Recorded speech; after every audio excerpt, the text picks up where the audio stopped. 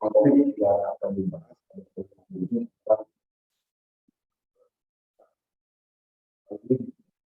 atau bagaimana dekat itu menjadi sah atau sahnya sebuah pernikahan atau lebih besar. Tentunya itu sangat penting barangkali beliau hari laki-laki untuk perempuan kita yang suatu saat akan kita. Kalau dan salam semoga tetap terciptakan kemudian Nabi Musa Sallallahu Alaihi Wasallam yang pernah bersabda Ustaz salah ya, bahwa nikah itu adalah sunatku gitu ya. Jadi kalau siapa yang tidak ingin sunatku maka dia termasuk dengan itu.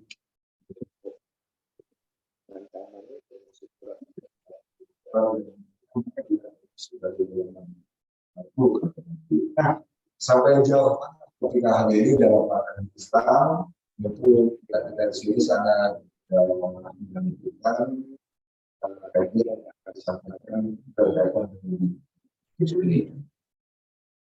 Oleh karena itu dan perangkat dari Islam itu sudah siap. Bahkan kita mencari juga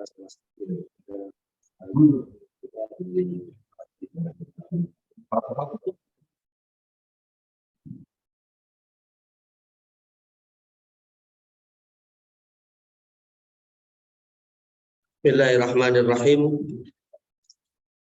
Assalamualaikum warahmatullahi wabarakatuh.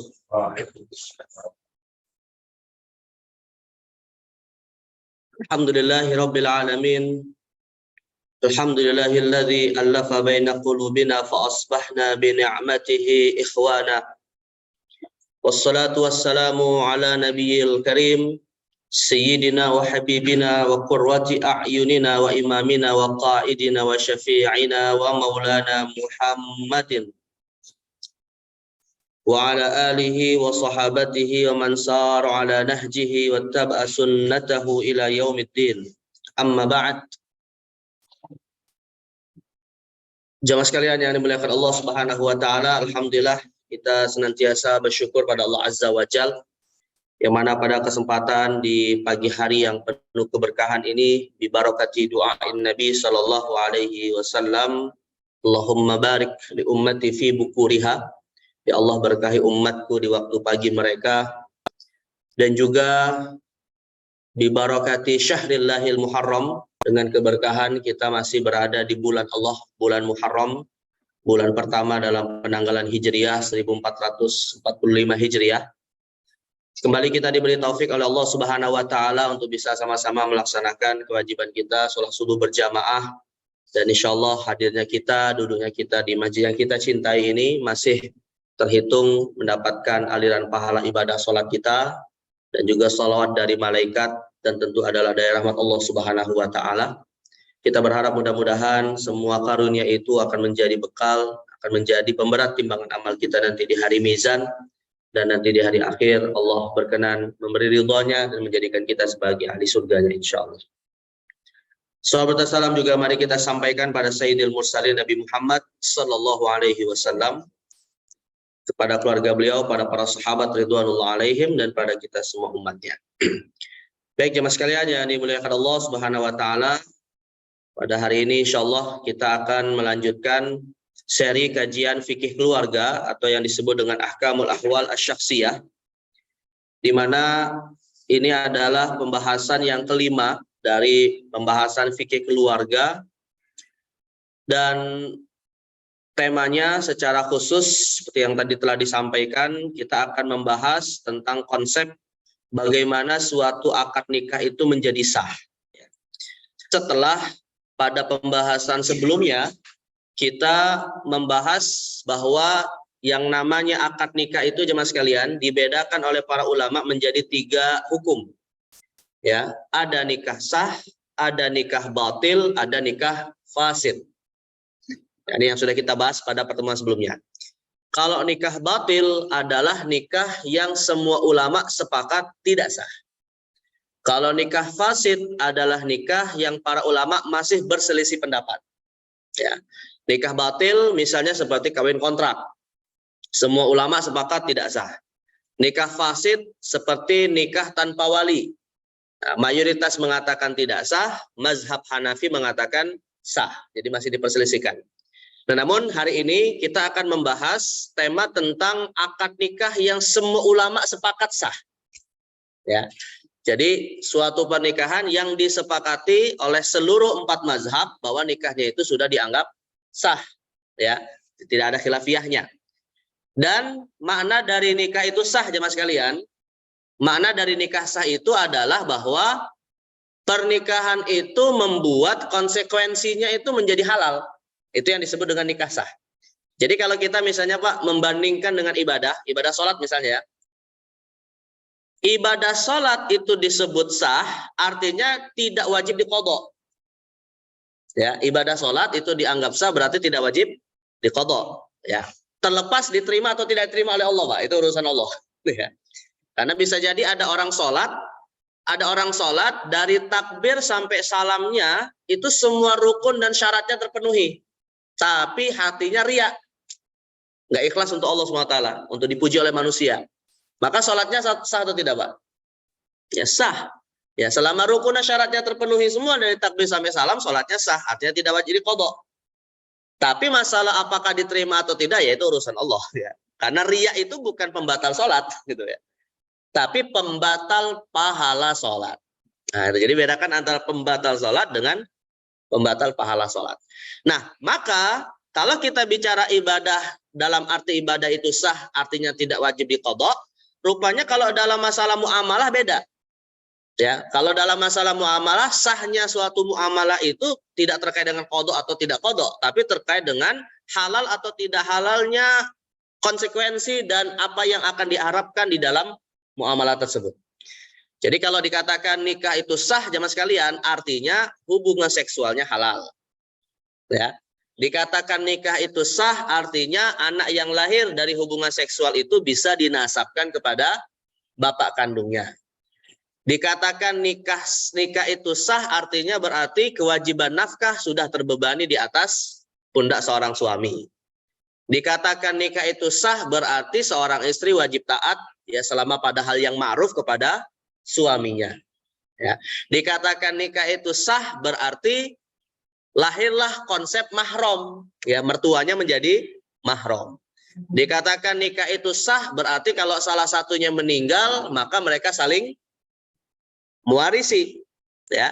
Nah, itu namanya disebut konsekuensi dari nikah yang sah.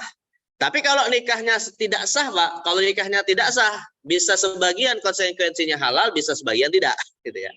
Misalnya kawin kontrak, jamaah sekalian, kawin kontrak itu tidak sah, tapi membuat maharnya tetap wajib. Namun kalau salah satunya meninggal, tidak mewarisi. Nah, itu berarti ada sebagian yang sah, ada sebagian tidak sah. Tapi kalau nikah itu sah, ya berarti semuanya akan dianggap halal dan sah untuk berlaku. Ya. Nah, sekarang yang jadi persoalan berikutnya, jemaah sekalian, rupanya di dalam akad nikah yang dikatakan sah, para ulama kemudian membedakan suatu pernikahan yang sah itu, yang umumnya dilakukan oleh umat Islam, menjadi 3 hukum. Ada rukun, ada wajib, ada sunnah. Ada rukun, ada wajib, ada sunnah. Nah, jemaah sekalian, saya sedikit juga ingin membandingkannya, Pak, dengan ibadah sholat. Kalau dalam ibadah sholat, ya jemaah sekalian, kita kalau bicara sholat, khususnya dalam mazhab Imam Syafi'i atau kebanyakan ulama ya, menurut mazhab Syafi'i dan mayoritas ulama, ibadah sholat itu kan secara hukum unsurnya cuma 2. Rukun dan sunnah, ya, rukun dan sunnah. Walaupun nanti kalau dalam mazhab Syafi'i sunnah sholat dibagi lagi jadi 2, ada sunnah abad, ada sunnah hayat, ya, ada sunnah yang membuat kalau kita tinggalkan ada sujud sahwi, ada sunnah yang kalau kita tinggalkan tidak ada sujud sahwi. Ya. Tapi memang jamaah sekalian ada pendapat lain ya, ada pendapat lain di kalangan ulama seperti mazhab Hanafi yang membagi sholat menjadi 3, ada rukun, ada wajib, ada sunnah. Ya, rukun, wajib, dan sunnah. Ya, padahal kan yang namanya rukun itu wajib nggak, Pak? Nah, Wajib gitu kan. Apa bedanya dengan wajib gitu kan? Nah, kalau dalam mazhab Hanafi, Pak, kalau dalam mazhab Hanafi, rukun itu kalau dalam ibadah sholat nih ya, saya kasih konsep dalam ibadah sholat dulu. Rukun itu adalah jika ditinggalkan sholat tidak sah. Ya, misalnya seperti rukuk sujud. Tapi kalau wajib itu, kalau dalam mazhab Hanafi, wajib itu jika ditinggalkan sholatnya sah tapi berdosa. Itu mazhab Hanafi, Pak ya. Jika ditinggalkan sholatnya sah tapi berdosa. Itu wajib namanya. Kalau dalam mazhab Hanafi. Misalnya seperti tumak ninah.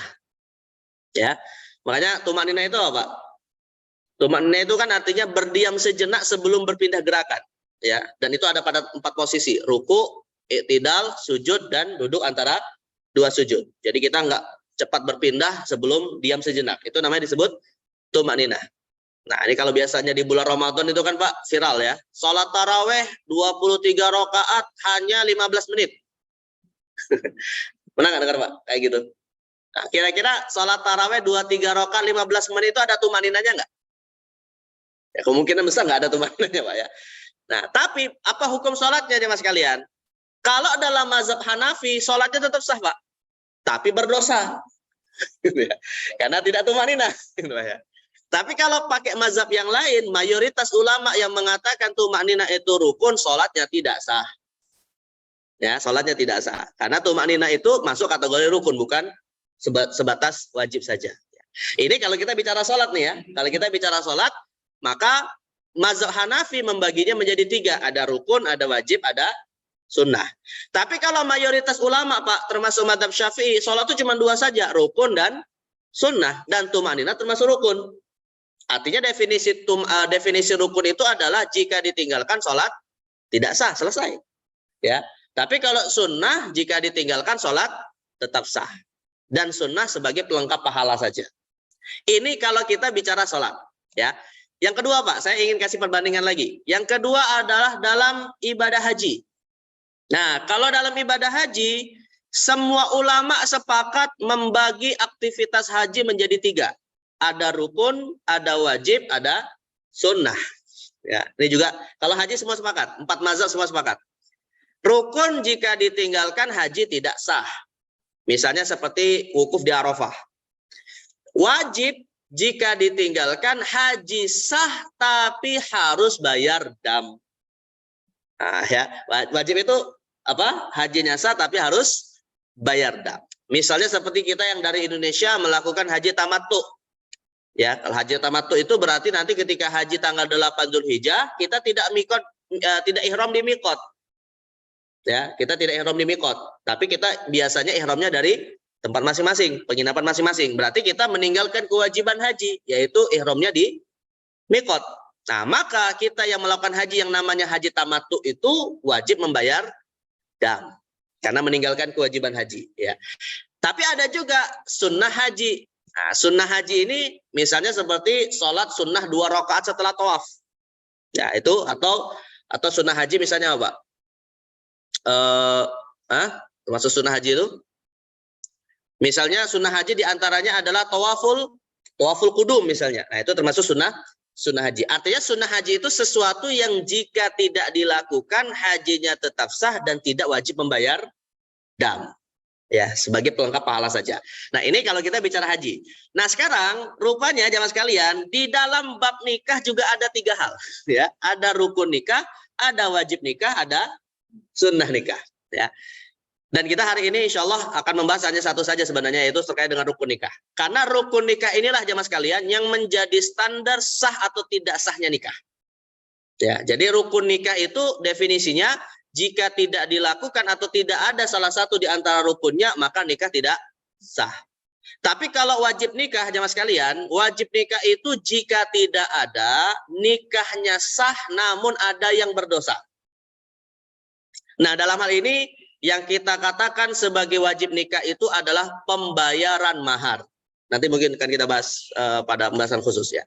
Jadi wajib nikah itu pembayaran mahar, jamaah sekalian. Artinya Pak, kalau suami mengucapkan ijab qabul, tapi setelah itu dia tidak mau menyerahkan mahar, nikahnya sah nggak? Nikahnya sah, tapi dia berdosa sampai menyerahkannya kepada istrinya. Artinya jatuhnya sebagai hutang yang wajib. ya. Tapi kalau dia tetap kekeh tidak mau bayar, nikahnya tetap sah. Karena pembayaran mahar itu bukan rukun, tapi masuk dalam bab wajib nikah. Kemudian sunnah nikah. Sunnah nikah itu adalah sesuatu yang jika tidak ada, nikahnya tetap sah dan tidak ada yang berdosa. Nikahnya tetap sah dan tidak ada yang berdosa. Nah, misalnya contoh sunnah nikah itu adalah resepsi pernikahan, walimatul ursh. Nah, jadi walimah itu Bapak sekalian bukan rukun nikah, bukan wajib nikah. Jadi orang mau nikah nggak ngadain walimah ya sah nikahnya gitu dan tidak ada yang berdosa gitu. Tapi ya dia meninggalkan sesuatu yang afdol ya karena Nabi tetap menganjurkan kalau menikah ada walimah. Jadi artinya rukun nikah jika ditinggalkan nikah tidak sah, wajib nikah jika ditinggalkan nikahnya sah tapi ada yang berdosa, sedangkan sunnah nikah jika ditinggalkan nikahnya sah dan tidak ada yang berdosa.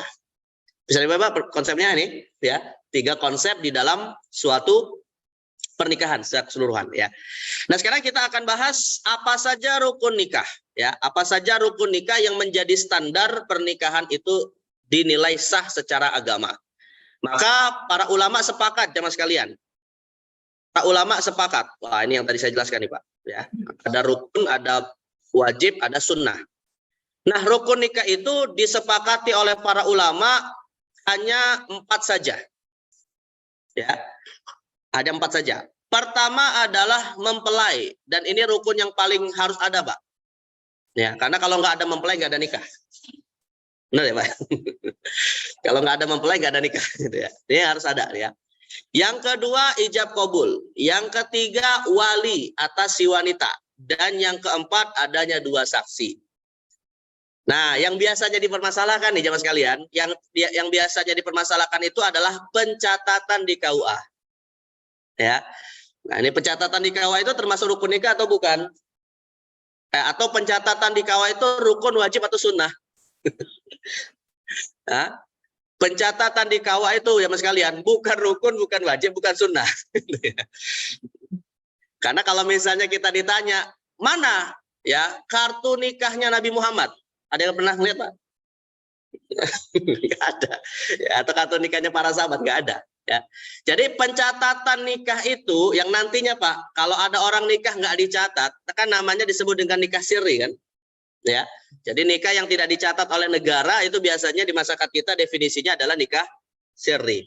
Sebenarnya nikah sirri itu, Pak, tidak ada kaitannya dengan urusan agama. Maksudnya tidak dicatat maksud saya. Tidak dicatat itu tidak ada kaitannya dengan urusan agama sah dan tidak sahnya pernikahan, nggak ada kaitan. Hanya saja jemaah sekalian, bukan berarti nggak penting, gitu ya. Jadi yang namanya pencatatan pernikahan itu sifatnya adalah kalau kata para ulama masuk kategori maslahah mursalah. Maslahah mursalah itu, Pak, maknanya adalah kemaslahatan yang dilihat oleh negara untuk menjaga hak-hak warga negaranya. Ya, untuk menjaga hak-hak warga negaranya. Artinya keberadaan maslahah mursalah ini memang tidak akan mempengaruhi akad nikah, Pak, tapi bisa memberikan pengaruh terhadap hak-hak yang terkait dengan akad nikah. Ya, kalau misalnya ada pernikahan yang tidak tercatat, anak kemudian lahir, gimana dia mau masuk daftar sekolah negeri kalau nggak punya bukti-bukti pernikahannya? Ya. Atau misalnya, jemaah sekalian, ada pernikahan tidak dicatat, istrinya kemudian merasa terzolimi, KDRT misalnya. Kemudian dia ingin menggugat cerai. Bagaimana dia ingin menggugat cerai? Oh, dia catatan nikahnya nggak ada. Namanya gugat cerai itu datangnya kemana, Pak? Kalau gugat cerai itu datangnya kemana? Ke pengadilan kan? Pengadilan itu milik negara atau milik swasta?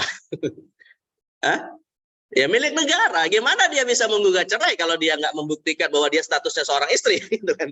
Nah, maka yang namanya pencatatan nikah itu memang nggak ada kaitannya dengan sah atau tidak sahnya nikah, tapi terkait dengan bagaimana negara mau menjaga atau mau berpartisipasi dalam menjaga hak-hak warga negaranya.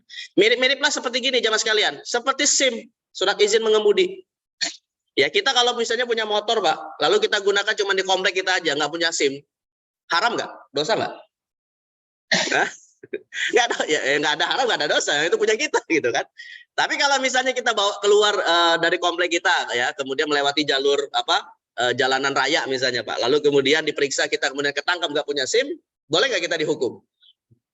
Ya boleh, harus kita terima, gitu, Pak, ya. Karena kita tidak memenuhi kewajiban sebagai warga negara.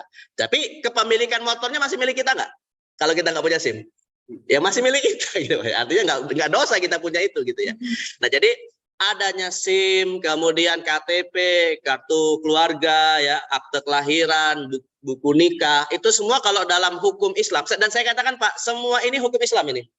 Ya, ini jangan kita katakan ini produk sekuler, bukan itu ya. Ini hukum Islam. Ya, nama dalilnya adalah maslahah mursalah. Ya, jadi dalilnya bukan Al-Quran, Sunnah, Ijma, Qiyas, tapi nama dalilnya maslahah mursalah. Ini kalau kita belajar usul fikih, kalau Bapak Ibu sekalian penasaran apa itu maslahah mursalah, cari aja di internet, Bu. Maslahah mursalah sebagai dalil yang ditetapkan oleh para ulama untuk menjaga kemaslahatan bersama. Tapi catatannya selama tidak bertentangan dengan syariat. Nah, itu namanya maslahah mursalah ya. Tapi nanti apa itu nikah siri dalam definisi klasik ataupun kontemporer, insya Allah nanti akan kita bahas secara spesifik ya. Baik, jadi sekarang kita akan bahas jemaah sekalian, yang namanya nikah itu sah, setidaknya cuma 4 rukun saja. Ya, 4 rukun saja. Kalau 4 rukun ini terpenuhi Pak, semua ulama sepakat nikahnya sah. Tapi yang jadi masalah nih jemaah sekalian, ya, menghadirkan 4 rukun ini sebenarnya bukan hal yang sulit. Tapi yang agak sulit itu Pak, memenuhi syarat-syaratnya dari 4 rukun ini. Ya. Jadi 4 syarat yang harus kita ketahui sebenarnya. Kapan mempelai itu disebut sah sebagai mempelai? Ya, kapan ijab kabul itu disebut sah sebagai ijab kabul? Dan kapan wali wanita itu bisa menjadi wali? Begitu juga dengan 2 saksinya. Artinya masing-masing ada syaratnya. Ya, yang pertama adalah syarat mempelai. Untuk syarat mempelai itu kan berarti ada calon suami, ada calon istri ya. Pertama jemaah sekalian, syaratnya adalah calon suaminya harus laki-laki dan calon istrinya harus perempuan. Ini syarat utama ini. Kalau calon suaminya laki-laki dan calon istrinya laki-laki, nah ini nggak boleh. Ini nggak sah nih kayaknya. Ya, karena sekarang lagi viral nih Pak. Sekarang lagi viral. Ada seorang laki-laki daerah Sumatera Barat ya. Saya bukan berarti merendahkan Sumatera Barat Pak ya. Tapi ini kayaknya memang ada usaha ingin mendegradasi kualitas keberagaman orang Minang ini Pak. Ingin merusak citra Minang ya. Saya beberapa kali lewat di beranda Facebook saya itu Pak. Ada seorang laki-laki dari Padang nikah dengan seorang laki-laki dari Jerman Pak, dan aktif di media sosial. Aktif ya. Dia laki-laki Minang, Muslim ya. Muslim Pak. Ya kadang dia buat history gitu ya, buat video-video gitu lagi makan sama suaminya gitu Pak. Pakai basmalah bismillah gitu. Jadi dia memperlihatkan dirinya sebagai seorang muslim yang taat ya, makannya nggak makan yang haram, tapi dia punya pasangan hidup sejenis. Ya, nggak tahu siapa namanya, saya lupa Pak, orang Minang sana. Nah, jadi artinya satu tantangan kita hari ini adalah salah satunya adalah gerakan LGBT ini Pak, yang memang bukan hanya dia kecenderungan saja, tapi juga gerakan sosial yang ingin merubah cara berpikir masyarakat. Bahkan ada beberapa video Pak viral di Eropa sana ya, karena saking LGBT ini akan dikampanyekan Pak, beberapa sekolah itu akhirnya membuat aturan kamar mandi nggak dibedakan antara laki-laki dan perempuan. Waliyatubillah min dzalik. Ya, silakan aja cari di internet, banyak Pak ketemu itu ya. Jadi sekolah ini ya, lembaga pendidikan membuat aturan jangan ada diskriminasi antara perempuan dan laki-laki, kamar mandinya bareng-bareng. Bayangkan. Sampai begitunya berpikir gitu ya. Makanya alhamdulillah Pak, binikmatil Islam. Alhamdulillah kita mendapatkan nikmat Islam. Bahkan ada seorang pendeta di Indonesia bersyukur sekali Pak. Alhamdulillah, alhamdulillah. Kalau pendeta nggak ngomong alhamdulillah Pak. Dia bilang saya bersyukur katanya di Indonesia mayoritas Muslim kata dia Pak. Ya, karena yang paling menentang LGBT itu adalah kalangan Muslim. Ya, makanya banyak agamawan-agamawan dari di luar Islam itu sebenarnya merasa gerah juga Pak dengan gerakan-gerakan seperti ini gitu. Bukan hanya Muslim. Hanya saja yang jadi masalah ya mereka juga kalah dengan sesama rekan mereka gitu ya. Nah, jadi maka di dalam Islam tegas sekali, yang namanya calon suami harus laki-laki, yang namanya calon istri harus perempuan ya, dan harus manusia Pak ya, nggak boleh hewan atau benda gitu ya. Harus manusia. Baik, kemudian yang kedua, jemaah sekalian, syarat yang kedua, calon suaminya bukan mahram sebagaimana calon istrinya juga bukan mahram. Nah, ini sudah kita bahas ya. Dan mahram ada 3. Pertama, mahram berdasarkan nasab. Kalau mahram berdasarkan nasab, ingat saja jemaah sekalian, ada 6 ada 6 hubungan kekerabatan nasab kita yang bukan mahram cuma 1. Ya. Kita punya 6 hubungan kekerabatan, tapi yang bukan mahram hanya 1 saja, yaitu sepupu. Ingat aja itu, Pak. Selain sepupu, maka termasuk mahram. Yang ke atas orang tua, bapak ibu, yang kedua anak cucu, yang ketiga saudara, ya mau saudara sekandung ataupun saudara tiri yang seayah atau seibu. Kemudian yang keempat siapa? Saudara orang tua, paman bibi, dan yang kelima anak dari saudara, keponakan. Anak dari saudara, keponakan. Nah, itu semua adalah mahram, ya. Yang bukan mahram cuman anak dari paman bibi. Anak dari paman bibi atau sepupu kita bukan mahram. Ya, jadi ada 6 kekerabatan, 5 diantaranya mahram, 1-nya bukan, ya. Nah, mahram yang kedua, Pak, ini sekaligus saya mengingatkan ya. Mahram yang kedua sebabnya adalah pernikahan. Kalau yang disebabkan oleh pernikahan, mahram yang berdasarkan ini ada 4. Ibu tiri, anak tiri, mertua, dan menantu. Ya, itu berdasarkan pernikahan. Adapun saudari ipar itu bukan mahram. Tapi nggak boleh nikah sebelum bercerai atau istri kita meninggal, ya. Tapi tetap dia bukan mahram sebenarnya, saudari tiri. Kemudian yang ketiga adalah mahram berdasarkan persusuan. Nah, kalau yang berdasarkan persusuan yang menjadi mahram adalah ibu susuan dan semua kerabat perempuannya. Dan yang kedua adalah setiap anak yang diberi ASI oleh ibu susuan kita maka juga menjadi mahram, ya. Nah, ini biar kita mengingat pembahasan mahram sebelumnya, Pak. Jadi intinya syarat yang kedua agar pernikahan itu sah dari 2 mempelai masing-masing tidak ada hubungan mahram, ya. Yang ketiga, jemaah sekalian, syarat yang ketiga, calon suaminya belum beristri 4. Jadi calon suaminya belum beristri 4. Jadi kalau istrinya baru 1 atau 2, boleh nggak nikah lagi? Boleh. Ibu kayak ngomongnya lemes gitu, Bu, ya. Boleh. Tapi saya ingin katakan begini, Bu. Saya ingin katakan begini. Kita tidak boleh menentang poligami, Bapak sekalian. Menentang syariat poligami itu dikhawatirkan kafir, waliyadzubillah. Karena sama saja kita sedang mengingkari ayat Al-Qur'an yang membolehkan poligami. Tapi Bapak sekalian, kita menentang semua praktek poligami yang zalim.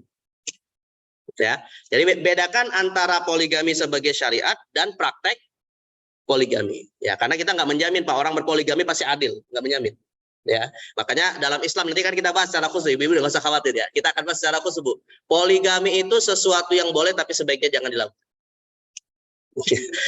Sebaiknya jangan dilakukan. Ya, saya katakan, kalau ada yang mengatakan poligami itu hukumnya sunnah, saya nggak pernah ketemu kitab fikih yang mengatakan itu, Pak. Jadi kebanyakan ulama mengatakan poligami itu hukumnya boleh, tapi sebaiknya tidak dilakukan kalau tidak ada kebutuhan kepada hal tersebut. Ya, karena poligami itu sifatnya solusi sebenarnya, Pak. Sifatnya alternatif, bukan hukum asal pernikahan.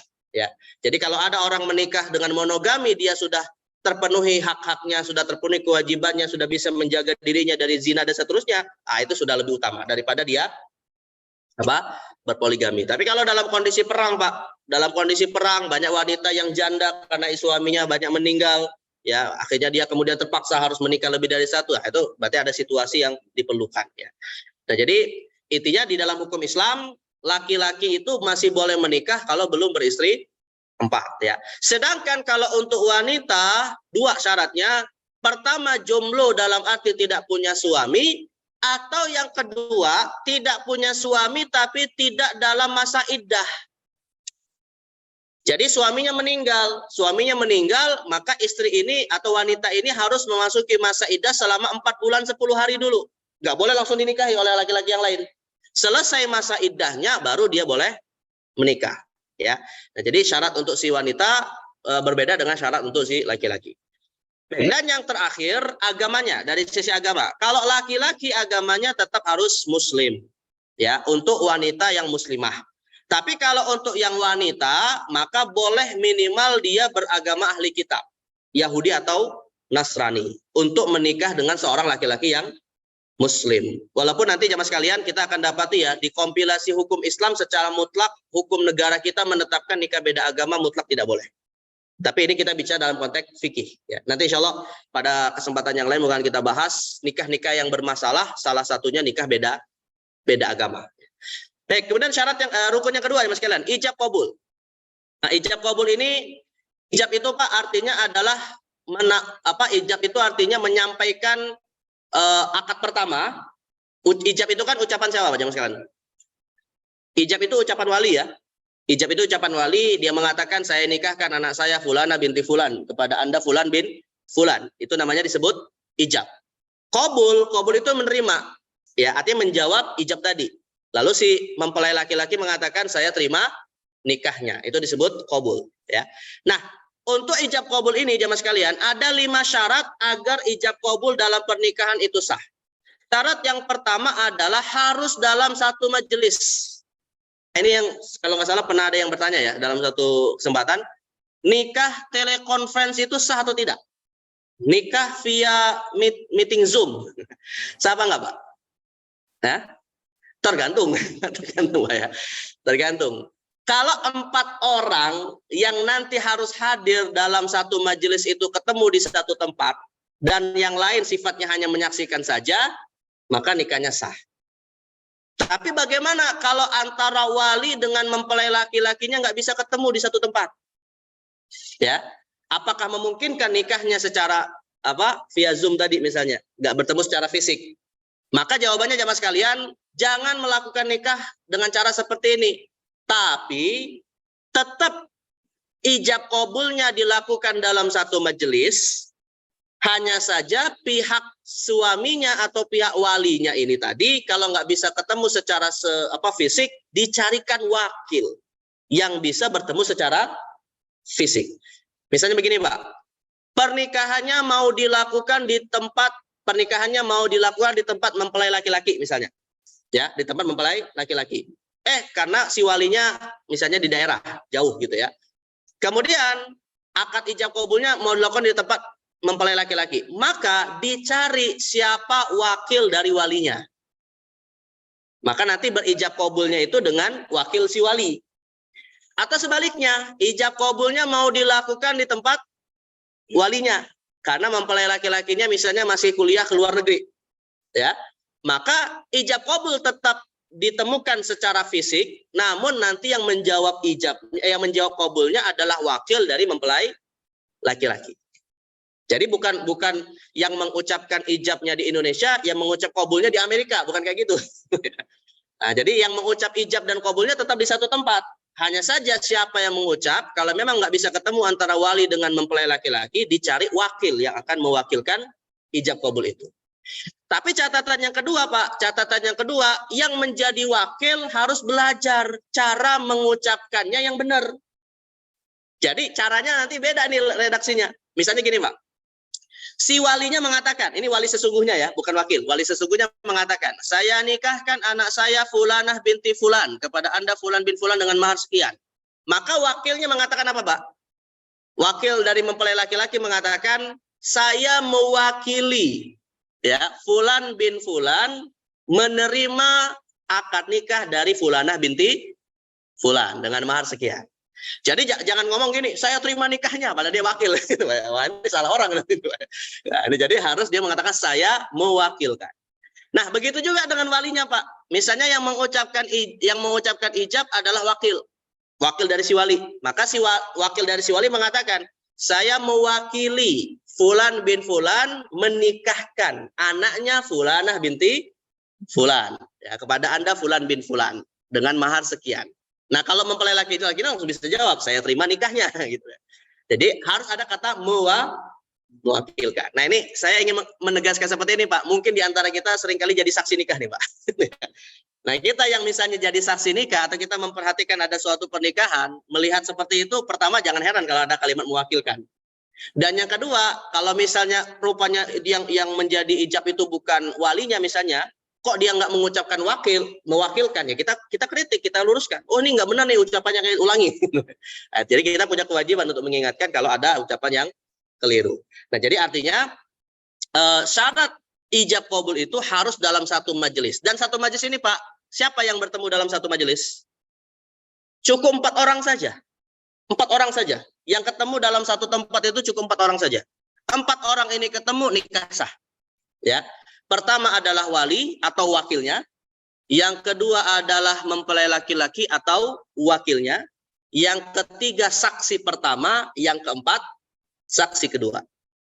Nah, 4 orang ini ketemu, walaupun main-main, ya pura-pura nikahnya Pak sah. Walaupun main-main Pak ya. Jadi kalau misalnya ada misalnya gini Pak, seorang laki-laki punya teman, ya, dia punya anak perempuan, main-main. Saya mau nikahkan anak saya kepada Anda Fulan bin Fulan. Ya, lalu temannya bilang, saya terima nikahnya. Rupanya ada 2 orang lihat Pak, menyaksikan itu. Itu sah nikahnya Pak. Walaupun main-main. Karena 4 orang ini ketemu di satu tempat, walaupun main-main nikahnya tetap sah. Ya, Kalau saya terima, ya saya terima. Jadi, pokoknya intinya semua ucapan yang intinya menjawab ijabnya. Ya, menggunakan kalimat saya terima atau iya atau jadi itu sudah masuk kategori, ya. Makanya hati-hati jangan main nikah-nikahan, jangan main cerai-ceraian, ya. Karena itu dua-duanya main-mainnya sah. Kata Nabi SAW, salah sunjidduhunna jiddun wa hazluhunna jiddu. 3 perkara yang sungguh-sungguhnya hukumnya jatuh, yang main-mainnya juga tetap jatuh. An-nikahu wat talaqu war raja'ah. Nikah, talak dan rujuk. Nah, jadi main-main dan bercandanya atau sungguh-sungguhnya tetap sah. Makanya kalau ada sinetron kan ada Pak ya, sinetron nikah-nikahan gitu ya. Ya kalau namanya bukan nama aslinya sih nggak sah sih Pak. Kalau nama aslinya ya, tapi kalau pakai nama aslinya itu sah. Ya, jadi kalau mau sinetron nikah-nikahan ya pakai nama samaran saja. Biar nggak sah gitu ya. Baik, kemudian yang kedua, syarat yang kedua jemaah sekalian. Syarat yang kedua adalah yang mengucapkan ijab dan qabul itu umurnya minimal sudah mumayyiz. Mumayyiz itu Pak artinya adalah akalnya sudah sempurna, dia paham apa yang diucapkan walaupun umurnya belum balik. Walaupun untuk syarat yang kedua ini sebenarnya dipersoalkan di negeri kita Pak. Ya, karena untuk mempelai laki-laki di negeri kita itu tidak salah umurnya minimal 25 tahun ya. Nah, 25 tahun mah sudah lewat jauh mumayyiz ya. Tapi ini kita bicara fikih nih, fikih secara secara klasik. Tapi kalau negara kita menetapkan umur 25 itu sifatnya hanya sebagai istilahnya maslahah mursalah tadi. Artinya Pak, kalau misalnya ada anak laki-laki nikah 15 tahun kira-kira sudah mumayyiz belum Pak? Udah mumayyiz kan, udah balik kan? Maka mereka kalau misalnya menikah umurnya 15 tahun jatuhnya nikah sirri. Jatuhnya nikah sirri. Negara pasti tidak akan mau mencatat ya. Nah, tinggal nanti kalau misalnya dia sudah balik tapi nikahnya sudah sah, tinggal minta saja dicatatkan oleh negara kayak gitu. Tapi kalau mengajukan ini umur 15 tahun mau nikah bisa nggak dicatatkan? Pasti nggak bisa gitu Pak. Karena itu tidak sesuai aturan yang berlaku. Kemudian yang ketiga, ucapannya tidak bertentangan. Saya menikahkan anak saya Fulanah binti Fulan kepada Anda Fulan bin Fulan. Si mempelai laki-lakinya lalu mengatakan apa? Saya tolak nikahnya. Gitu. Maka sah nggak nikahnya? Ya nggak sah karena tidak sejalan. Ya. Baik, kemudian yang keempat, bukan akad yang haram. Bukan akad yang haram itu begini, misalnya jemaah sekalian. Akadnya itu misalnya menggunakan kalimat batasan waktu Pak, yang kita sebut kawin kontrak. Maka akadnya nggak sah.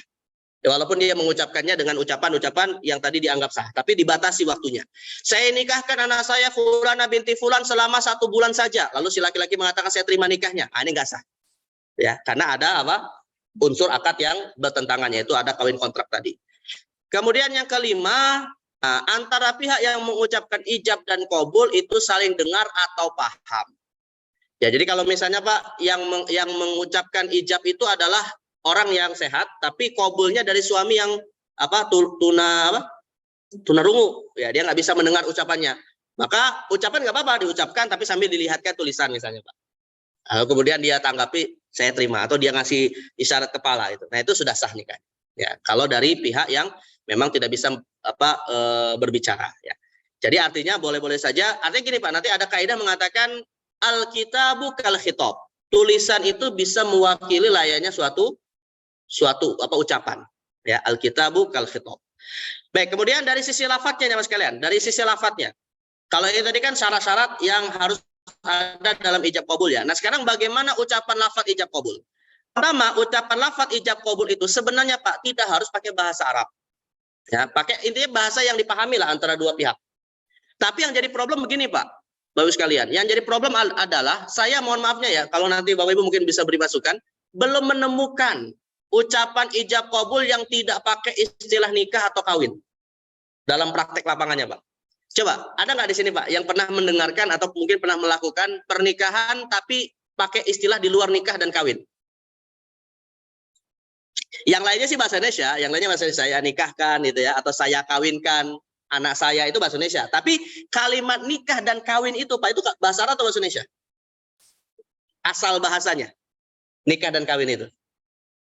Nah, asal katanya maksud saya Pak. Itu kan bahasa Arab yang diserap ke dalam bahasa Indonesia. Kawin itu Pak, itu bahasa Arab juga. Karena kawin itu berasal dari kawana yukawinu takwin, artinya menggabungkan antara dua hal. Berarti kan nikah. Coba ada nggak Pak istilah di luar nikah dan kawin? Apa misalnya Pak? Hah, ada nggak? Nggak ada. Ustaz nggak mikirin nyari apa ada itu, ini nggak ada. Gitu. Iya, kalau ada nggak mungkin ngambil kawin. Ya, makanya kan di negara kita yang berbahasa Indonesia ataupun berbahasa daerah Pak, yang Muslim, antara dua saja kalau nggak nikah adalah kawin. Ini menunjukkan kepada kita Pak, ini unsur lainnya ya, menunjukkan kepada kita Pak, bahasa Arab itu bahasa yang nggak mungkin lepas dari umat Islam. Kalau ada yang ingin memisahkan umat Islam dengan bahasa Arab, itu sama dengan seseorang ingin memisahkan antara Muslim dengan agamanya. Makanya kata Sayyidina Ibnu Abbas Pak, walaupun kita nggak menguasai bahasa secara umum Pak ya, tapi kan kita menggunakan banyak istilah bahasa Arab Pak, sholat, musyawarah, ya kemudian apa, masjid itu bahasa Arab, bagi bahasa semua. Makanya kata Sayyidina Ibnu Abbas, ahibbul Arab li thalas. Kata beliau, cintailah bahasa Arab itu karena 3 hal. Li'annaha lughatul Quran, karena itu bahasa Al-Quran. Dan yang kedua, li'annaha lughatun nabiyyikum, karena itu bahasa nabi kita. Dan yang ketiga, wali'annaha lughatu ahlil jannah, karena itu bahasanya ahli surga. Tapi Bapak Ibu sekalian nggak usah khawatir Pak. Wah saya nggak bisa bahasa Arab, nanti masuk surga nggak? Masuk surga insya Allah ya. Karena syarat surga itu bukan bahasa Arab ya. Abu Jahal juga bisa bahasa Arab Pak, tapi nggak masuk surga. Tapi nanti kita akan dibuat bisa berbahasa Arab oleh Allah SWT nanti di surga. Nah jadi sekali lagi yang ingin saya katakan Pak, memang akad nikah tidak harus pakai bahasa Arab. Misalnya nggak harus mengatakan ankah tuka ya ibnati fulanah binti fulan ya bimahrin kada wa kada, itu nggak mesti. Lalu kemudian si laki-laki mengatakan qabil tu nikahaha bimahrin kada wa kada, itu nggak mesti. Ya, tapi kalau ingin mengucapkannya pakai bahasa Arab boleh, yang penting paham aja Pak artinya. Ini kadang masalahnya di masyarakat kita itu ada ritual pakai bahasa, tapi ditanya itu artinya apa? Nggak tahu, boleh saya ngafal aja. Nah, ini nggak boleh karena dia nggak paham apa yang dibacain gitu ya. Maka lebih baik pakai bahasa Indonesia dan paham maknanya, meskipun seperti tadi saya katakan nggak ada istilah yang bisa menggantikan lafadz nikah dengan lafadz kawin. Ya, nah ini menunjukkan boleh pakai bahasa Indonesia, tapi tetap harus menggunakan 2 istilah tadi. Baik, yang kedua jemaah sekalian, nah ini yang tadi saya katakan ya, harus menggunakan lafadz nikah atau sejenisnya, kawin dalam hal ini. Ya, nggak boleh pakai kata-kata yang lain ya. Dan yang ketiga harus sifatnya pernyataan bukan tawaran. Jadi harus menggunakan lafadz nikah itu Pak. Artinya tidak boleh menggunakan lafadz akad-akad di luar nikah. Misalnya begini, boleh nggak ya, sah nggak akad nikahnya kalau ada yang mengucapkan saya jual anak saya. Fulanah binti fulan kepada Anda. Lalu kemudian si laki-laki bilang saya beli. Sah nggak nikahnya kayak gitu Pak? Nah nggak sah. Ya. Walaupun itu akad gitu Pak. Walaupun itu akad ya. Atau misalnya saya sewakan, apalagi sewakan. Nah, itu nggak sah. Ya. Dan yang ketiga sifatnya pernyataan bukan tawaran. Jadi lafadznya bukan kayak gini. Maukah ya saya nikahkan anak saya Fulanah binti fulan? Lalu dia bilang iya saya mau, saya terima. Nah itu nggak sah nikahnya kayak gitu Pak. Jadi sifatnya harus pernyataan. Saya nikahkan. Ini para calon wali ya yang memenikahkan anaknya. Ini ucapan harus benar-benar benar ini ya. Saya nikahkan. Jadi bukan saya tawarkan, bukan pertanyaan maukah misalnya ya. Nah, itu bukan seperti itu. Baik, jadi ini dari sisi lafadznya. Di luar ini Pak, di luar ketentuan yang tadi kita sebutkan, masuk kategori tradisi saja. Silakan dilakukan, tapi kalaupun tidak nggak ada masalah. Misalnya apa Pak? Tradisi di masyarakat kita. Ijab kabulnya sebelum diucapkan, ngucapin 2 kalimat syahadat. Ada nggak tradisi itu Pak? Nah, itu nggak masalah, silakan saja dilakukan, tapi tidak harus. Dan itu bagus Pak, tradisi 2 kalimat syahadat itu bagus sebenarnya Pak. Ya, untuk memastikan yang nikah itu orang Islam. jadi memang kadang ada tradisi kita itu dibuat-buat Pak ya, tapi bukan berarti bid'ah yang tercela. Ya boleh-boleh saja untuk mengantisipasi. Atau misalnya begini Pak, ada tradisi masyarakat kita harus salaman. Salaman antara yang mempelai laki-laki dengan wali ya, nggak mesti juga Pak. Tapi kalau mau salaman bagus lah, Ya artinya biar ada sakralitas yang terasa gitu ya. Malah ada sebagian Pak salaman jempolnya ketemu. Ada nggak gitu Pak? Hah? Pernah nggak tradisi salaman tapi jempolnya harus gitu. Ada Pak, sebagian daerah punya tradisi kayak gitu ya. Nah itu nggak masalah. Tapi memang ada satu lagi Pak, syarat yang sebenarnya sih para ulama menganggap ini bisa jadi syarat, bisa jadi tidak. Ucapan ijab kabulnya itu harus satu nafas yang tidak boleh disela dengan selaan yang bisa membatalkan ucapan. Misalnya begini Pak, saya nikahkan anak saya Fulanah binti Fulan, tiba-tiba dia diem Pak. Ya, sambil makan nasi goreng, sambil apa gitu. Kepada Anda Fulan bin Fulan. Nah, ini nggak sah nikahnya gitu. Karena dia memisahkan antara kalimat yang penting ini tadi, ya. Atau misalnya gini, saya nikahkan anak saya Fulanah binti Fulan kepada Anda Fulan bin Fulan. Si mempelai laki-lakinya akhirnya mikir dulu, Pak. Lama mikirnya. Antara nerima apa enggak gitu ya. Itu nggak sah nikah gitu. Nah, jadi artinya harus ada ketersambungan ya, harus ada ketersambungan. Habis waktu Pak. Oh ini masih jam 6 atau jam berapa tuh? Di saya di jam jam 6 ya. Baik, saya percepat sini Pak ya sebagai penutup. Yang berikutnya adalah wali wanita dan 2 saksi ya. Nah, kalau untuk wali wanita dan 2 saksi dasarnya adalah hadis la nikah illa bi wali wa syahidai adlin, tidak sah nikah tanpa wali dan 2 saksi yang adil. Tapi secara umum nih jamaah sekalian, syarat untuk wali nikah dan 2 saksi ini pada dasarnya sama saja. Umumnya sama saja syaratnya ya. Pertama adalah wali wanita dan 2 saksi itu harus laki-laki. Ya, artinya kalau wali wanita dari jalur ayahnya. Nanti akan sedikit kita tutup dengan Pak, siapa saja wali yang boleh menjadi wali untuk si perempuan dengan urutannya masing-masing. Baik, kemudian yang kedua, agamanya sama ya. Kalau misalnya pernikahannya antara laki-laki muslim dengan wanita ahli kitab, maka walinya boleh bapaknya yang Nasrani. Ya walaupun tadi saya katakan Pak, nikah beda agama di negeri kita tidak diakui ya. Tapi kalau seandainya terjadi dan Islam tetap membolehkan, maka boleh bapak Nasrani menjadi wali untuk pernikahan anaknya yang Nasrani. Tapi anak yang Nasrani hanya muslim, hanya perempuan saja, nggak boleh yang laki-laki. Kalau laki-laki tetap harus muslim ya. Kemudian, nah dasarnya ayat An-Nisa ayat 141 ya, yang agamanya sama. Kemudian umurnya akil balik, wali dan saksi ini tadi, ya, akil balik minimal, walaupun ini untuk mempelai laki-laki tadi ada syarat tertentu dari sisi umur. Kemudian yang keempat, merdeka, bukan budak, bukan hamba sahaya, ya. Kalau di hari ini nggak ada budak. Kemudian, nah ini yang menjadi penting Pak. Syarat yang kelima ini yang menjadi penting nih, yang banyak diabaikan. Bahwa wali wanita dan 2 saksi tidak boleh fasik.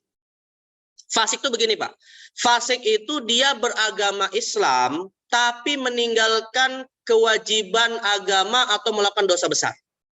Itu fasik. Misalnya Pak, walinya itu seorang ayah dari seorang perempuan yang dia tidak pernah sholat. Tidak pernah sholat 5 waktu. Nah, itu nggak boleh jadi wali. Jadi harus mencari wali dari wali yang lain, ya. Atau misalnya dia walinya peminum khamr, nggak boleh jadi wali. Jadi bapak-bapak yang nggak pernah sholat, kalau ingin menikahkan anaknya, sholat dulu sebelum anaknya nikah. Taubat. Nanti setelah anaknya dinikahkan nggak sholat lagi, ya itu urusannya sama Allah, Pak. Artinya dia sholat hanya untuk bisa jadi wali. Nah, itu nggak ada masalah. Ya. Tapi kalau misalnya dari sampai dia menjadi wali, ya dia kemudian tidak pernah sholat, nggak boleh jadi wali. Ya, kenapa Pak? Karena orang fasik itu kata para ulama tidak diakui kesaksiannya. Bagaimana dia bisa jadi wali? Sebagaimana 2 saksi. 2 saksi juga dipilih harus yang tidak pernah berbuat dosa besar. Nah, dosa besar itu ada 2 ya. Dosa besar itu ada 2. Pertama, meninggalkan kewajiban seperti sholat puasa Ramadan, sholat 5 waktu dan puasa Ramadan. Dan yang kedua, melakukan dosa besar seperti minum khamr, membunuh, berzina, dan semacamnya. Nah, itu jadi dicari harus tidak boleh pelaku-pelaku seperti ini. Tapi kalau misalnya Pak dia ngaku, oh saya sholat gitu ya, saya nggak pernah minum khamr, ya udah diterima pengakuannya Pak, walaupun rupanya dia berbohong, nah, itu urusan lain. Itu syarat yang kelima, bukan hanya muslim tapi tidak fasik. Dan yang tadi kita sebutkan Pak, yang keenam harus hadir secara fisik, walinya hadir termasuk dua saksinya harus hadir di tempat ijab kabul itu diucapkan. Ya. Dan yang terakhir kita tutup dengan urutan wali nikah ya. Nah, wali itu Pak, sebenarnya wali itu ada 2. Pertama ada wali nasab, yang kedua ada wali hakim. Tapi tidak boleh wali pakai wali hakim selama masih ada wali nasab. Jadi wali hakim dan wali nasab itu bukan pilihan. Ya, artinya wali nasab harus ada dulu, baru kalau tidak ada wali wali hakim.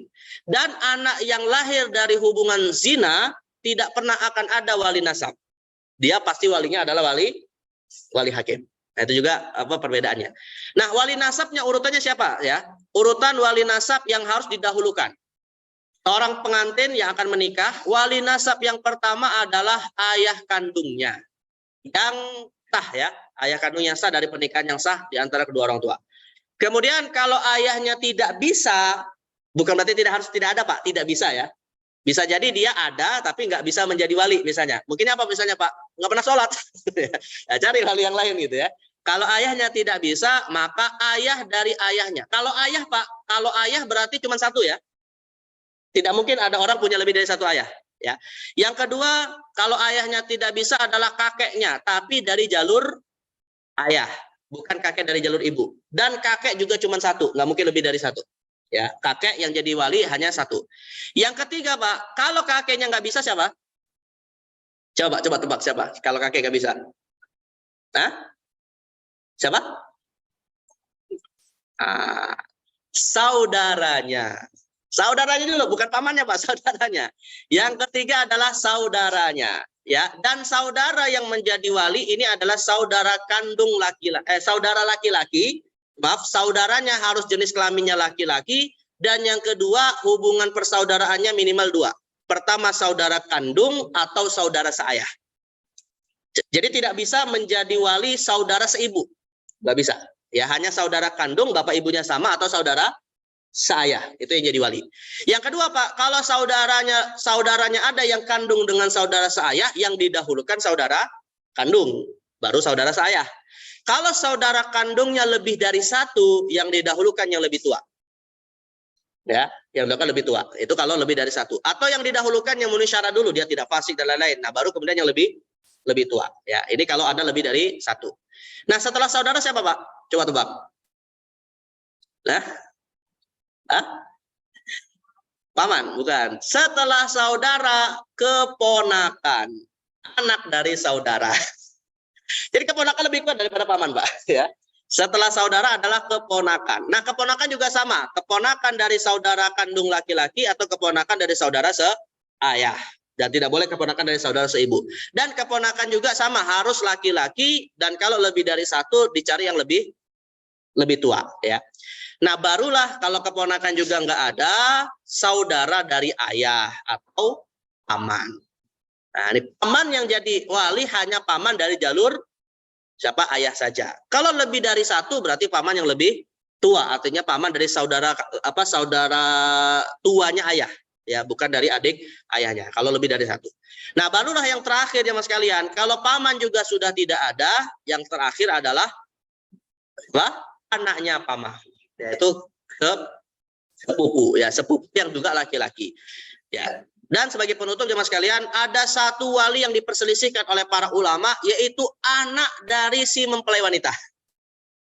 Misalnya yang nikah itu janda Pak, yang nikah itu nikah janda, dia punya anak laki-laki. Nah, bisakah anak laki-lakinya menjadi wali atas ibunya yang menikah lagi? Nah, di sini ulama kita beda pendapat. Kalau dalam mazhab Syafi'i bisa. Ya, tapi kalau dalam mazhab mayoritas ulama tidak bisa. Nah, maka anak ini ya menjadi alternatif terakhir lah. Kalau misalnya yang tadi kita sebutkan itu sudah tidak ada. Ya. Nah, ini dari sisi urutan wali yang boleh menjadi wali nikah. Dan silakan ya Mas kalian kalau ingin membaca di kompilasi hukum Islam, saya melihat secara umum tidak ada masalah ya perbedaan dengan yang kita bahas. Itu ada di bab 4 rukun dan syarat perkawinan, bagian ke-1 rukun pasal 14 sampai pasal 29 Pak, ya, sampai pasal 29 itu isinya terkait dengan rukun-rukun dan syarat kawinan. Kalau ingin mengetahui di aturan yang berlaku di negara kita. Ya. Baik, mungkin ini yang bisa saya sampaikan ya Mas kalian. Mohon maaf jika waktunya lewat waktu syuruk. Kalau masih ada waktu dan ada yang mau bertanya kami persilakan. Saya silakan kembali kepada. Terima kasih Ustaz. Ini jauh kita harus ya, ada beberapa kasus dari saya.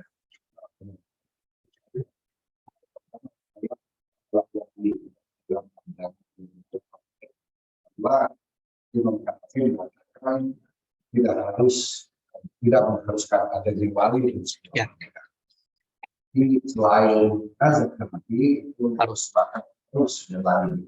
Jadi kalau kita ini tapi mayoritas penduduk atau pengikut mazhab itu di dunia ini mazhab Hanafi. Kemudian juga masalah catatan dari negara. Kalau dikatakan bahwa negara membutuhkan 25 tahun bagi laki-laki, itu tadi kena alasan masalah besar. Yang penting itu Siti Aisyah itu bisa 9 tahun.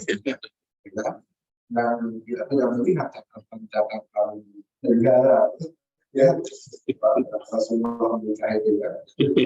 Nggak ada. Jadi kan solusinya adalah melalui siri saja. Nah ini bagi yang belum mencapai usia yang bukan oleh negara, walaupun secara agama itu bisa. Bagaimana mereka yang sudah usia lanjut 40, 60, 70, apa itu boleh negara memberikan catatan itu, ya. Kalau menolak, mustahil banyak di Indonesia ini yang membuka Bismillah. Apakah negara bisa memberikan catatan ini sebuah pertanyaan. Pertanyaan yang setuju harus dijawab. Silakan apa yang sekalian dan pada umumnya Pak. Silakan.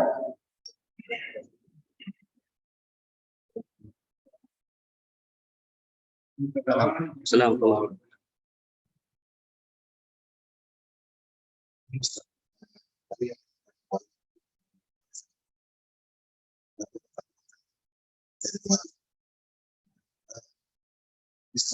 Ada wali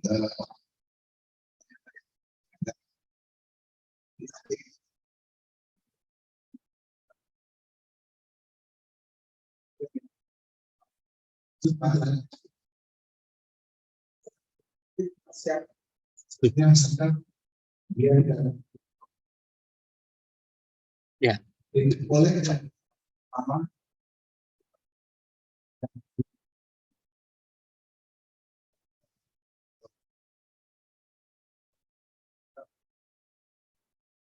Ya.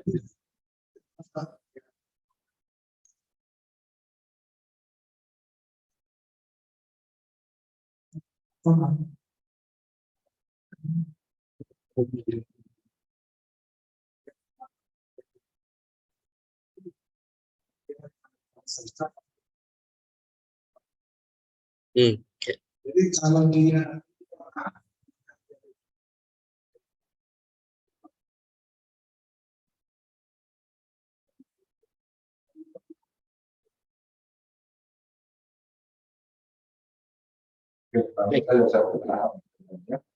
Baik. Yang pertama Pak, mungkin saya jawab dulu dari pertanyaan Ustaz tadi terkait dengan orang tua yang dulu belum punya catatan nikah ya. Nah, itu di KUA itu ada istilah isbat nikah. Nah, jadi silakan diajukan saja yang belum punya catatan. Itu ada aturannya, itu kan sifatnya administratif lah istilahnya. Baik, kemudian yang dua pertanyaan terakhir tadi, pertama dari sisi urutan wali kalau tidak bisa dan ingin diwakilkan kepada tokoh agama atau tokoh masyarakat. Nah, dalam hal ini bisa saja Pak, tapi catatannya yang mewakilkan di sini bukan saudara, tapi bapak kandungnya yang tadi nggak bisa, yang sakit tadi. Karena bapak kandungnya masih hidup, ya. Karena bapak kandungnya selama masih berakal Pak ya, selama masih berakal. Kalau misalnya dia sakit dalam arti sudah pikun, akalnya udah nggak berfungsi lagi, ya baru kemudian yang mewakilkan adalah wali berikutnya. Tapi kalau bapak kandungnya ini masih sehat atau masih berakal namun sakit-sakitan duduk di pembaringan misalnya ya, artinya dia tidak bisa mewalikan, tapi bisa memberikan bahasa kita itu Pak, kuasa ya, memberikan kuasa untuk menjadi wali atas wakilnya. Maka dalam hal ini yang harus memberi kuasa bukan saudara, tapi tetap siapa? Ayah kandung. Gitu. Jadi nggak langsung loncat ke saudara. Nah, kalau ayah kandungnya memang nggak bisa mewalikan, dia mewakilkan dan bukan meminta kepada saudaranya untuk menjadi kuasa, bukan meminta kepada anaknya untuk menguasakan kepada orang lain. Jadi sekali lagi yang menandatangani menandatangani surat kuasa menjadi wali ini tadi sebagai wakil itu datang dari bapaknya, bukan dari saudaranya. Tapi kalau misalnya gini, nggak mau dari wakil, tapi saudaranya nggak ada yang bisa, ya masih terus bisa dicari Pak, wali berikutnya siapa? Jangan berhenti sampai di saudara saja. Kan masih setelah saudara siapa? Keponakan kan masih bisa. Mungkin keponakannya ada yang lebih siap daripada saudaranya. Kalau keponakan nggak bisa, baru ke paman. Kalau paman nggak bisa, baru ke sepupu. Nah kalau semuanya nggak bisa karena dengan alasan nggak siap, nggak paham ilmunya dan seterusnya, barulah dicari wakil yang ditandatangani oleh siapa? Ayahnya tadi. Bukan oleh wali terakhir, tapi oleh ayahnya. Nah itu dari sisi wali. Jadi wali itu boleh mewakilkan, boleh Pak. Tapi yang mewakilkan dari wali yang paling utama dulu. Baik, kemudian yang terakhir, kapan batasan boleh menjadi wali ketika dia pelaku dosa besar? Batasannya Pak adalah sampai dia bertaubat. Kalau dia misalnya belum bertaubat, ya nggak boleh jadi wali. Tapi kalau dia sudah taubat, misalnya dulu peminum khamar, tapi akhirnya berhenti gitu Pak ya. Maka setelah dia berhenti, boleh dia jadi wali karena dia sudah taubat. Jadi bukan berarti peminum khamar seumur hidup nggak akan jadi wali. Gitu. Ya, jadi batasannya adalah sampai taubat. Dan taubat itu Pak, taubat itu ada dua. Taubat kepada hak Allah, kedua taubat kepada hak sesama manusia. Kalau taubatnya kepada hak Allah cuma 3 syarat saja. Al-nadamu wal iqla'u wal azam. Menyesali perbuatannya, meninggalkan perbuatan dosanya, dan berazam tidak mengulangi. Menyesali, meninggalkan, berazam tidak mengulangi lagi. Itu kalau dosa terkait dengan hak Allah, seperti zina, minum khamar. Ya, nah itu terkait hak Allah. Tapi kalau terkait dengan hak manusia, Pak, maka syaratnya ditambahkan yang keempat, harus meminta ridho atau mengembalikan haknya kepada yang dizolimi. Jadi kalau misalnya nih, dosa besarnya rupanya mencuri misalnya, Pak ya. Nah, dia nggak bisa diterima taubatnya sampai dia meminta ridho kepada orang yang dia zolimi. Maka selama itu juga dia tidak bisa menjadi wali. Jadi artinya tergantung dosanya juga, Pak. Ini dosanya apa dulu nih? Kalau dosanya adalah dosa sholat, maka dia bisa menjadi wali ketika sudah taubat dan mulai melaksanakan ibadah sholat. Tapi kalau misalnya begini Pak, dia nggak pernah sholat, ya pas anaknya mau nikah dia, oh ya saya taubat, tapi dia taubatnya cuma ngomong aja Pak, nggak mulai sholat gitu. Ini nggak boleh jadi wali. Ya karena taubat itu harus dibuktikan dengan perbuatan yang memang dia taubatannya nasuha. Gitu. Jadi intinya sekali lagi batasan boleh menjadi wali untuk orang fasik kalau dia bertaubat, dan taubat ada ketentuannya sendiri ya. Ya begitu Pak ya. Jelas ya, kalau menurut ini bisa wali itu kan orang tua daripada yang menikah. Walaupun urutannya itu banyak. Ya. Tapi ketika orang tua itu memilih orang terakhir, itu kan objektifnya dia tidak mesti urutan. Ya. Begitu saja. Mewakilkan berarti. Mewakilkan. Ya. Tambah sedikit Pak. Nah yang jadi masalah begini Pak, bagaimana kalau anaknya sudah siap menikah dengan orang yang menjadi pilihannya dan setara secara strata sosial, tapi kemudian bapaknya nggak menerima Pak. Bapaknya nggak mau jadi wali. Dengan alasan, bukan alasan nggak bisa jadi wali ya, karena emang nggak setuju dengan pilihan anaknya. Nah, banyak nggak kayak gitu Pak? Boleh nggak kawin lari akhirnya? Kawin lari nyari. Atau mencari wali berikutnya. Nah, dalam hal ini Pak, saya katakan jangan mencari wali berikutnya, tapi wali hakim. Wali hakim. Artinya ketika bapaknya tidak setuju untuk menikahkan anaknya, ya tapi anaknya merasa ini sudah pilihan yang pas untuk dia ya, maka dia caranya bukan mencari wali seperti saudara bapaknya atau anaknya, bukan, tapi dia mencari wali hakim. Kenapa dia mencari wali hakim Pak? Karena kalau dia mencari wali selain bapaknya itu akan menimbulkan konflik antara sama wali. Ya. Nah jadi maka dia datang ke wali hakim dan otomatis Pak pasti wali hakim gak serta-merta langsung mau menikahkan gitu ya. Pasti akan mencoba melakukan mediasi dulu. Kenapa kok bapaknya tidak mau menikahkan? Nah disitulah pentingnya ada wali hakim. Kata Nabi SAW, fa in istajaru fal hakimu waliyun man la waliyalah.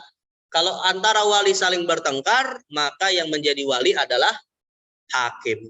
Ya, nah itu caranya. Itu berarti KUA ya? KUA, hakim KUA di sini Pak. Bukan Ustaz. Nah, ya hakim itu KUA, bukan Ustaz. Itu juga harus diluruskan itu ya. Atau gini Pak, hakim itu sebenarnya adalah presiden, kepala negara. Tapi kan nggak mungkin Pak, kepala negara ngurusin 1-2 masalah pernikahan. Akhirnya diturunkan kepada Menteri Agama.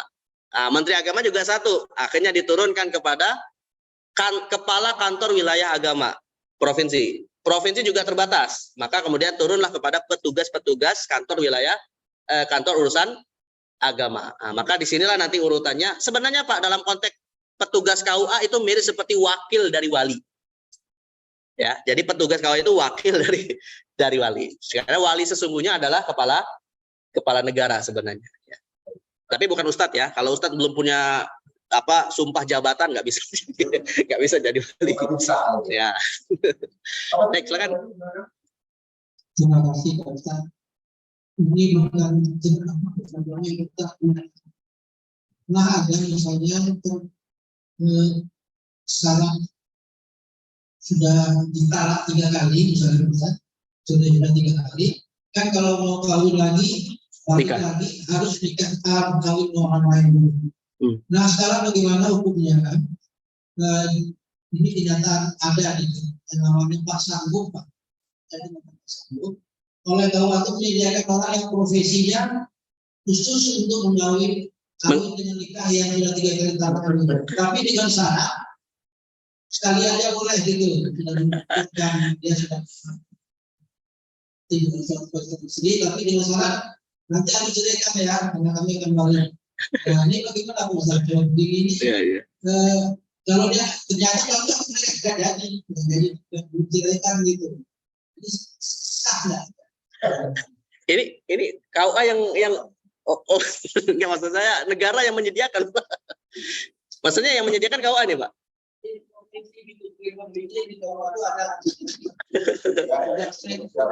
Ya. Tapi dengan syarat ya Pak, diceraikan dan dibayar Pak ya. Jadi dibayar untuk mensahkan pernikahan talak 3 tadi. Tapi dengan nikah yang sah sebenarnya, dengan nikah yang kedua ya. Mungkin gini Pak, kebetulan Pak, bisa jadi Pak ya. Kebetulan Indonesia ini kan negara yang bermadzhab Syafi'i. Nah, nikah yang seperti ini Pak, nikah yang dalam tanda kutip seperti nikah dagelan kalau bahasa orang Jawa, atau nikah pura-pura gitu ya. Tapi sah sebenarnya. Ini namanya disebut dengan nikah muhallil. Namanya disebut nikah muhallil. Nikah muhallil itu Pak, Rasulullah haramkan. Tapi para ulama beda pendapat sah atau tidak. Nah, dalam mazhab Imam Syafi'i Pak, nikah muhallil sah.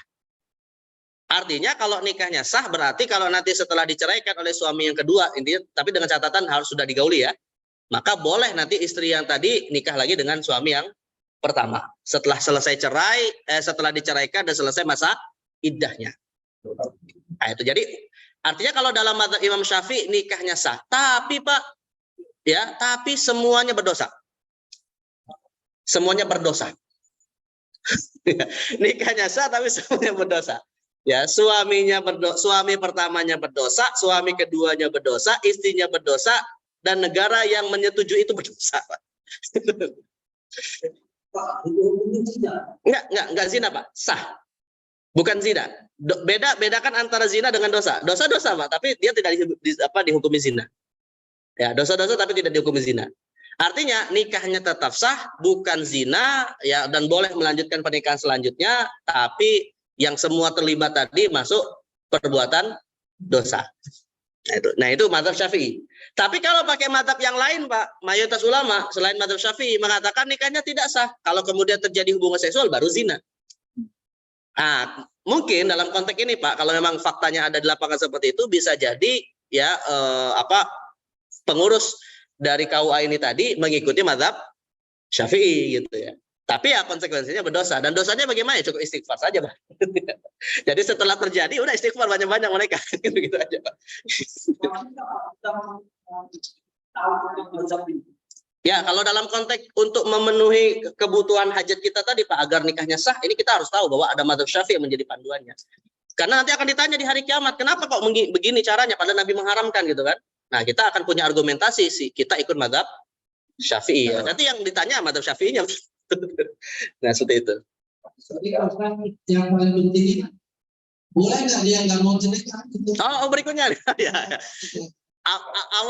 Awalnya cuma untuk apa untuk menghalalkan saja. Rupanya ada kecocokan, Pak. Ada keenakan nggak? Jadi suami pertamanya nungguin kapan dicerai, ini nggak dicerai-cerai gitu.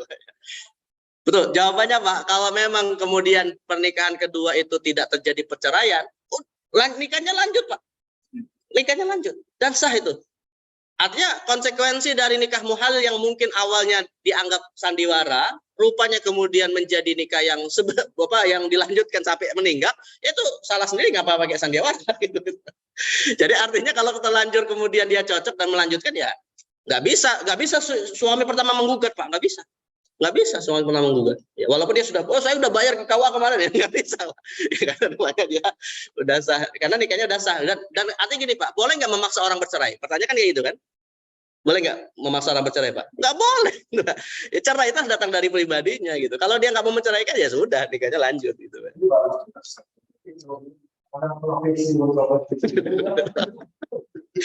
Saya baru dengar